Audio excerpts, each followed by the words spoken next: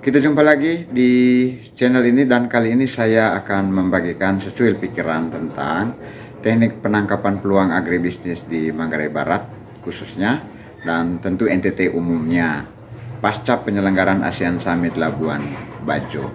Sebelumnya jangan lupa untuk klik like, subscribe, dan berikan pikiran Anda pada kolom komentar. ASEAN Summit Conference sudah terselenggara dengan sukses. Event ini pun menambah trending viral tentang keeksotisan Labuan Bajo ke berbagai belahan dunia melalui berbagai kanal informasi digital. Meskipun sesungguhnya Labuan Bajo sendiri sudah dikenal dunia sejak jauh sebelum event ini. Tentu profisiat setinggi-tingginya untuk kesuksesan pemerintah Indonesia, pemerintah Nusa Tenggara Timur, masyarakat Flores, dan spesial untuk pemerintah dan masyarakat daerah Manggarai Barat. Namun di balik itu tentu ada sejumlah konsekuensi yang sudah pasti menjadi catatan penting, terutama oleh dan bagi pemerintah daerah dan masyarakat Manggarai Barat. Salah satunya adalah tentang kecermatan dan kesiapan untuk menangkap peluang, perkembangan positif, dan dinamikanya dari daerah Labuan Bajo di masa mendatang. Yang salah satu sektor pentingnya adalah agribisnis. Tidak dapat disangkal bahwa pertanian dan peternakan menjadi sektor penopang utama ekonomi daerah Manggarai Barat sebagaimana daerah lainnya di Nusa Tenggara Timur.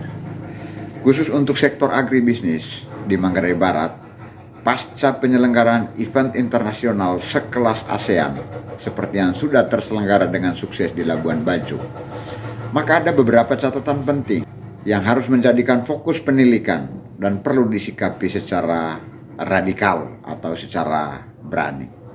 Bahwa Labuan Bajo itu diprediksi akan mengalami lonjakan kedatangan wisatawan, baik lokal maupun nasional, dan tentu wisatawan internasional. Diprediksi juga bahwa Labuan Bajo bakal menjadi salah satu kota bisnis di wilayah NTT bahkan Indonesia Timur. Labuan Bajo sangat mungkin bakal menjadi kota pelajar atau kota tempat penyelenggaraan event-event internasional lainnya. Segala kemungkinan dapat saja terjadi. Hal mana kemungkinan itu sesungguhnya melekat dengan status Labuan Bajo sebagai destinasi wisata super premium.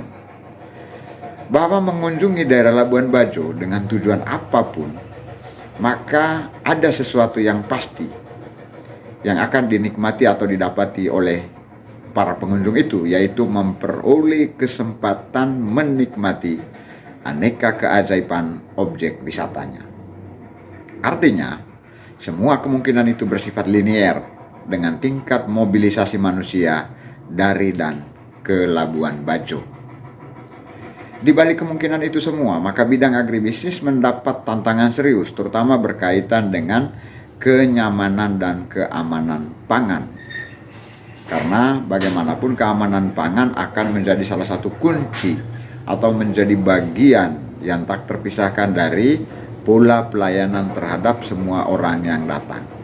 Namun keamanan dan kenyamanan pangan dalam hal ini tidak saja untuk kepentingan pariwisata, tetapi juga untuk perbaikan ekonomi masyarakat lokal. Sangat diyakini sungguh bahwa kondisi atau peluang atau tantangan ini pasti sudah diketahui, bahkan sangat disadari secara mendalam oleh para pengambil kebijakan daerah, mulai dari level tertinggi hingga level terendah. Lalu, apa yang harus dilakukan dalam rangka kenyamanan dan keamanan pangan dimaksud? Untuk menjawab pertanyaan ini tentu tidak bisa dan tidak cukup kalau dibahas dalam waktu sekali duduk atau video sekali tayang. Karena itu yang ingin saya soroti garis besar saja berkaitan dengan aksi nyata atau aksi lapangan bidang agribisnis yang perlu dilakukan. Mari kita simak dan cermati sampai tuntas.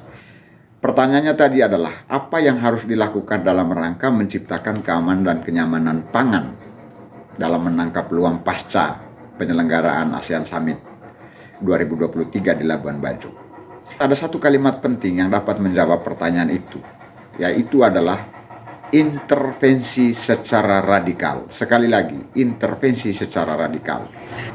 Butuh intervensi secara radikal untuk mengubah konsep pengembangan dan pencapaian kondisi kenyamanan dan keamanan pangan dimaksud. Dalam hal ini, tentu sektor basisnya adalah pertanian, perkebunan, dan peternakan. Dikatakan radikal tentu bukan tanpa dasar, bahwa radikal itu bermakna sebagai sesuatu, baik itu konsep, ide, gebrakan, aksi nyata, dan sebagainya, yang bukan biasa-biasa saja. Sesuatu yang di luar yang biasa dan yang ada. Juga biasa dimaknai sebagai sesuatu yang mengharuskan untuk keluar dari zona nyaman atau comfortable zone. Artinya, kalau keluar dari zona nyaman, maka ikutannya adalah bahwa intervensi radikal itu pasti syarat dengan tantangan dan resiko.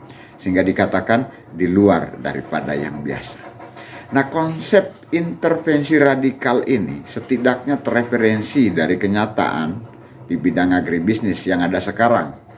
Bahwa sejauh ini pemenuhan kebutuhan komoditi pangan untuk mendukung sektor pariwisata Labuan Bajo seperti buah, sayur, daging, dan sebagainya masih harus bergantung pada pasokan dari luar daerah seperti Bima, Bali, Surabaya, dan daerah-daerah lainnya.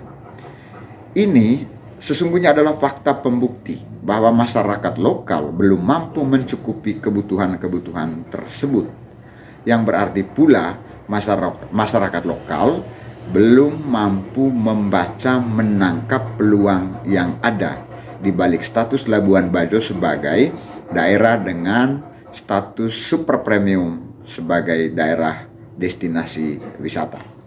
Nah, padahal sumber daya cukup mendukung. Ya, mungkin saja kenyataan ini berakar dari banyak keterbatasan yang ada pada masyarakat. Misalnya keterbatasan pengetahuan dan keterampilan, modal, dan sebagainya. Di samping itu, tentu penyelenggaraan event seperti ASEAN Summit yang baru diselenggarakan ini merupakan suatu peluang besar berdampak luas dan jangka waktu yang panjang. Ini ada di depan mata. Tinggal dianalisis berapa potensi kebutuhannya, sehingga nilai manfaatnya pun dapat diestimasi dan dianalisis. Namun demikian, kondisi ini pula yang menjadi latar belakang perlunya intervensi secara radikal itu. Artinya, jika hanya bertahan dengan apa yang ada saat ini, atau hanya berharap pada dinamika alamiah kemajuan pertanian atau agribisnis di Manggarai Barat saat ini, tanpa intervensi secara radikal, maka hampir dapat dipastikan bahwa peluang emas yang terlahir dari kemungkinan perubahan status Labuan Bajo ini hanya menjadi emas yang terbuang. Karena itu ada beberapa poin pikiran yang menerangkan makna dari implementasi dari konsep intervensi secara radikal itu untuk mencapai kenyamanan dan keamanan pangan. Antara lain, yang pertama adalah radikal terhadap luas lahan dan target produksi. Yang kedua, radikal terhadap jumlah pelaku agribisnis. Yang ketiga, radikal terhadap penggunaan teknologi. Yang keempat, radikal terhadap variasi dan standarisasi produk pangan. Dan yang kelima adalah radikal manajemen pengembangan agribisnis atau tata kelola. Mari kita cermati satu persatu. Yang pertama, radikal terhadap luas lahan dan target produksi. Dalam hal ini, pengembangan usaha agribisnis di Manggarai Barat dan sekitarnya tidak cukup kalau hanya dengan luasan lahan dan kapasitas produksi yang ada. Ini bukan tanpa alasan. Beberapa alasan yang dapat dijadikan referensi antara lain. Pertama, sektor pertanian sebagai penyumbang PDRB terbesar dibandingkan sektor lainnya. Nilainya mencapai 43% selama tahun 2019 sampai 2021. Artinya, agribisnis menjadi sektor andalan yang harus diberdayakan secara maksimal. Artinya pula, sesungguhnya sudah punya kekuatan bahwa aktivitas agribisnis itu memang sudah menjadi rutinitas masyarakat. Dalam hal ini, yang perlu dilakukan adalah polesan-polesan pendukung untuk membuat dia lebih maju, lebih kekinian aktivitas agribisnisnya. Lalu argumen yang kedua adalah kenyataan bahwa untuk pemenuhan kebutuhan masyarakat saja masih belum stabil atau fluktuasinya sangat tinggi sehingga ada peluang untuk peningkatannya. Lalu yang ketiga, masih banyaknya lahan yang belum termanfaatkan. Data pada tahun 2022 yang diluncurkan oleh Dinas Pertanian Manggarai Barat menunjukkan bahwa di Manggarai Barat dari 15.000 hektar lahan produktif hanya digarap atau dimanfaatkan baru sekitar 11.000 hektar. Artinya masih tertidur sebesar 27% dari lahan yang ada. Yang keempat adalah tren produksi komoditi pangan yang terus menurun dari tahun ke tahun. Dalam kondisi demikian, upaya keras untuk meningkatkan kapasitas produksi mutlak diperlukan. Yang kedua, radikal terhadap jumlah pelaku agribisnis. Tentang hal ini maka diperlukan aksi nyata untuk meningkatkan jumlah pelaku bidang agribisnis yang bersumber dari pelaku-pelaku masyarakat lokal. Dari segi cakupan, jumlah pelaku yang dimaksud meliputi pelaku sektor hulu, dalam hal ini pada aspek budidaya, maupun sektor hilir, yaitu pemasaran dan pengolahan hasil. Secara teknis, peningkatan jumlah pelaku itu dapat saja diperbanyak berbasis, misalnya berbasis subsistem konsentrasi usaha, atau berbasis komoditi, atau berbasis peta wilayah potensial sesuai dengan kondisi geologis, ekonomis, dan kondisi sosial masyarakat.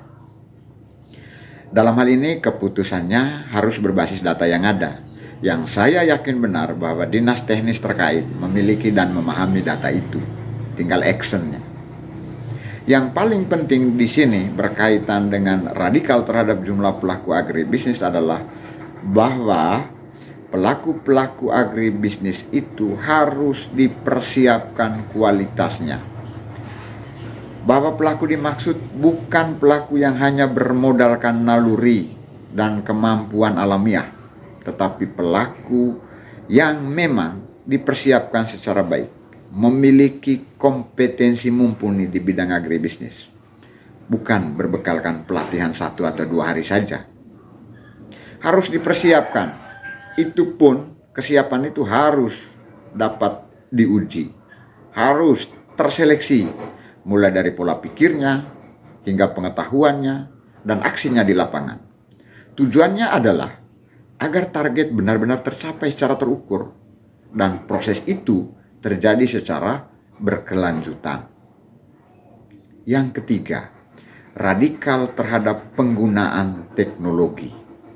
Yang dimaksudkan di sini adalah gebrakan yang kuat untuk berani memaksimalkan pemanfaatan teknologi yang ada.